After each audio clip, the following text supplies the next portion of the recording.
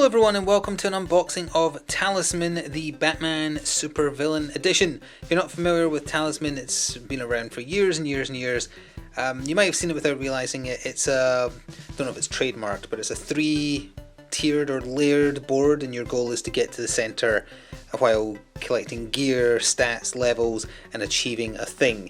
This is kind of like Monopoly. You know how Monopoly has a bunch of special editions? Talisman does it as well. There's a Kingdom Hearts one, there's who knows whatever else editions. This is the Batman one, where you are playing as any number of the supervillains available, and your goal is to get to the, I think it's the guard office of Arkham Asylum, to trigger a jailbreak, or to escape, or something. You're getting away. Batman is technically the villain because he's stopping you. He's the threat. So, let's take a look at the back of the box. Oh, it's age 13 plus, 2 to 6 players, and I believe 90 minutes on average. Although I never put much faith in those guesstimations on how long a game takes. I've played too many, they're like, oh yeah, 60 minutes, and then deliberating later, it's been 2 hours. So there's a sneak peek at some of the things you'll get inside. And yeah, you're escaping Arkham Asylum, so you have to get to the guard office. Based on the base, as far as I'm aware, it doesn't really change the Talisman system at all. I'm not super familiar with it. Oh, of course Games Workshop, because Games Workshop did like a 40k Talisman and such. I didn't know they owned it though. Oh, it totally is, yeah. Games Workshop licenses this out. See, I knew there was a 40k one because there's a video game version, but I thought Games Workshop licensed the Talisman rule set. I didn't realise they made it. So there you go. From, what year is this? 2019, so towards the end of last year is when this particular edition came out, though, as I say. Talisman has been around for a long time. Let's crack the lid off and see what we can get a look at inside. So, first of all, we've got a pretty thin rulebook. How many pages? 15. I have seen some complaints, and there's a flowchart on the back. I've seen some complaints that this is a bit of an eclectic rulebook, that it's just kind of, it points you to different parts all over the place. That said though, it's a few pages, so it's not too bad. And it has some of the Talisman hangovers. I played the 40k version once, and the original many years ago from memory. Fate tokens, encounter cards, coins, which you use to buy stuff, although in this one it might be bribes. And I think you need security keys to go through the various layers in this one. Anatomy of a card, player card, that is, if you're playing as the Joker, for instance, there. How you set up the game to play it, based on the number of players, where you put cards. Now, I think, if I remember rightly, they want you to put cards that you've drawn that become active threats, like Robin, for instance, at the side of a table. I utterly disagree. They should be on the squares that they're associated with. It makes the board look more interesting, which we'll talk about later, and also just helps you keep track of everything. Also, I don't know if you can hear that, but my dog, hi, dog, you're distracting me by cleaning yourself in my general vicinity. You are. I hope that wasn't audible because it was a disgusting noise. She was distracting me. It's like having someone behind the camera making faces at you. Anatomy of a turn. What happens if there's more than one enemy? There's an example enemy in the form of Batgirl. Example of how combat works. If I remember rightly, you can either do strength or cunning, and sometimes you don't get to choose. And feats are like special stats. And that's how to get through to the you're getting to the security control room in Arkham. Yeah, that's art from one of the video games, isn't it? I think it is. Alternative play rules? I do not know. Talisman Bloodbath? More aggressive games. Okay. Optional rules. So this is the big sticking point, and I knew this going in as well. The other sticking point is the price, which we'll talk about. This is the game board. I'm not going to be able to show it in this shot in full size. Well, actually maybe I will. Hang on. As soon as I work out which way it folds. No, it doesn't fold that way. What a bizarrely twisted board. Okay, we're almost there. You're not going to be able to see all of it in the shot. That is 2/3 of the board. Boom, boom, and then there's one more that you can't quite see off the side. Genuine complaint that can be made about this, especially, like, go look at the Kingdom Hearts Talisman board and see how beautiful that is in so many vibrant colours. This, it's a little dull to look at. Each floor has a theme, a different sepia tone applied to it, I guess. This is the goal right now. It's the security office. There's special rules written on some of them, and in the top of the corners how many encounter cards you draw, I believe. And yeah, you start on the outer layer, which you can't quite see that well. Then you go into the inner layer. Enemies get tougher, encounters get tougher, loot gets better, assuming it's like how it usually is. And then you fight Batman and get to the end and win. It's not cooperative. You are against other inmates, and it is violent, but that's most of the board. And then we have a lot of push cardboard, health tokens. So they're all based on sliders. Cunning, fierce, cunning stat, strength on the other side. Nope, strength must be elsewhere. Oh, there's strength. I wasn't looking. Cunning, strength. Different characters are focused on different stats, and then all the dials for them. I imagine there's a big bag of those plastic pin tokens you put in those things. We've got a bunch of Two-Face coins, which are presumably the currency of the game, but I might be wrong. Not sure what these numeric bat symbols are. And then we have your alignment, chaotic and righteous. Oh yeah, there are Two-Face coins because they're scratched out on the other side. Okay. We have some default Talisman coins. Cheap as can be. The last time I saw those was the Binding of Isaac board game, except they had brimstone on them. So there's that. There's miniatures that we'll look at in a second. 6 Batman themed dice. The 1 is obviously a bat symbol because there's the 6 right there. And I believe the way it works is if you ever roll a 1, you have to take a turn with Batman. Doesn't mean you need to send him after you. You can send him after your opponents. It's a bit of push cardboard there that fell out. Oh yeah, there we go. Wow, that just shows you how many dials are available for this. So that's all the connectors. You put one in, then you tighten it with this end, and it holds it in place, and you've got yourself a spinning health dial, which is neat. Then we have player cards here, which I'm going to need to open to look at. Is that going to be the same for the cards? It is going to be the same for the cards. Give me one moment. Alright, I've got the player cards open. I'm not going to open up the level 2 and level 3 encounters, which are the 2 inner circles of the board. I want them to stay secret for when you're playing the game or watching it being played. So I'm not going to open those ones. That's what the back of the cards look like. That's so you can tell what tier of encounter it is. Presumably it has something on the front as well. But I have opened up the tier 1 encounters, so we can take a look at some of the art available on these cards. For instance, patrol schedule, a lockpick, which is +1 cunning in combat. And also you can add to that when you're in certain rooms to do certain events. A helmet, which is armor. Bulletproof vests, which are more protection, obviously.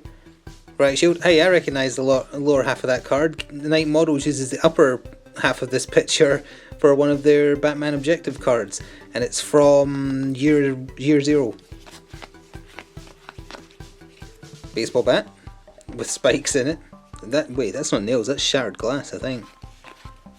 Loot bag that lets you carry more stuff, doubles your inventory capacity. Guard's keys, security card with a picture of the Joker. Dr. Samuel Eanes, I don't recognise that name. And then feats, these are stats. Oh, they have different backs as well. So these are all the different special skills your villain can learn on their escape route. Not going to stop and look at all of them, but there are quite a few. And then we have enemy here, which you can run into. Commissioner Gordon, Spoiler, Damian Wayne Robin, Generic Guard. Okay, so there's feats in there, encounters. I don't know if there's feats and whatnot in the other decks. As I say, I don't really want to spoil what's in the harder stuff. But we can look at the back of the profile cards first. So Batman's got a stat card, but he's the villain. Oh, he's the only one who's round that way, huh? Okay, fair enough. Batman's stat card. You have to roll for different stuff. He has better stats depending on how late in the game it is, what floor he's on, or inner tier of the board. Is that Arkham Origins that picture's from? I feel like it is, but I don't remember for sure. So then we have the Joker. The back of these cards are more stats. If they go deranged, looks like it. Oh no, it is if they're deranged. You suffer from delirium for 3 turns. Yeah, so this is their main side here. Love the art on it. So Joker, we of course have Scarecrow, we have Harley Quinn. Is she in the Batcave in that picture? She is. We have the Riddler. I recognise that, but I can't remember what it's from. Penguin. That was used for the Penguin Batbox by Night Models as well. So DC licenses the same assets to whoever buys the license. Bane. Doesn't have a Venom side. Two-Face. Ra's al Ghul, Clayface, Poison Ivy, that's New 52 Ivy, Joker's daughter, Duella Dent, and Victor Freeze, who is righteous, and he starts in the kitchen. Righteously cook that dinner, Mr. Freeze. So that is our profile cards, and now finally we can look at the minis, although I would say, if you collect Batman Miniature Game, Gotham City Chronicles, anything like that, these models, from what I saw in the pack shots, do not look bad, but I think you can use others. You don't need to use these, especially if you have them already painted. Let's take a look. I'll put them out here and then move them back over. Oh, someone fell. Who fell? Let's start with them. Duella Dent.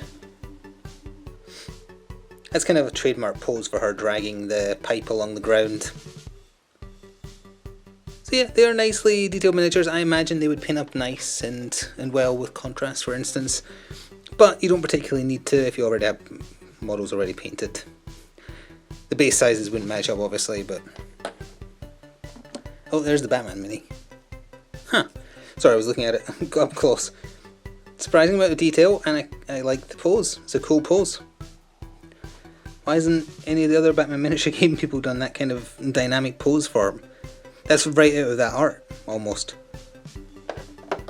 So then we have Bane. Gotham City Chronicles Bane is probably my favourite.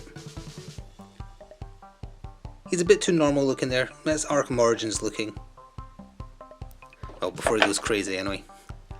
Ivy sitting on a plant throne and pointing. Very, very similar to the 3rd edition Ivy that just came out for Batman Miniature Game a couple of months ago. And by a couple of months ago, I mean March.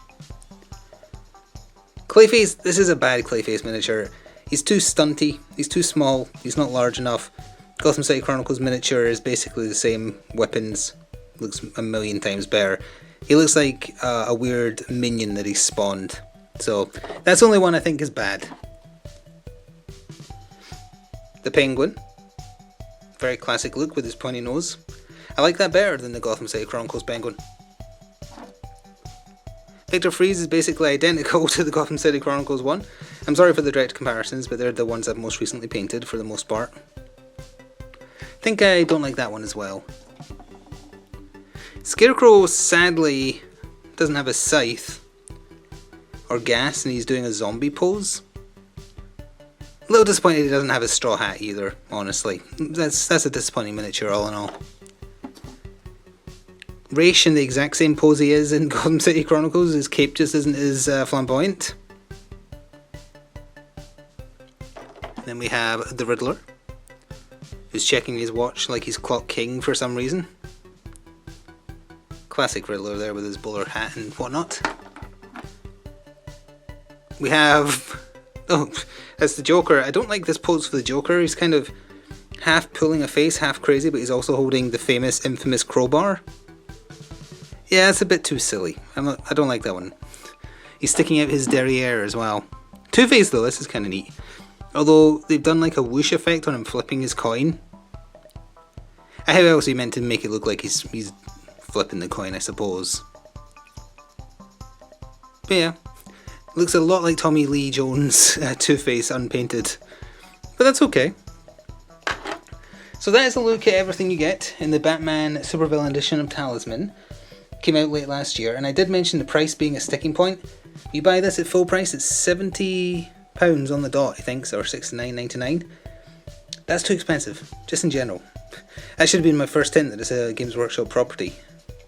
If you shop around though, you can find it for $45 to $50, and I think that puts it at a much fairer and more acceptable price point. If you're already into Talisman, if you already have a bunch of special editions, I don't think this does anything different, but again, I'm not 100% up on how it plays, or how the base game of Talisman plays. And there is some repeats, like the coins, of course. That is just Talisman coins, that's not Batman themed in the slightest, so that's a little bit of a cost cut there. You do have the fancy dice though. I like the dice. I like the themed dice.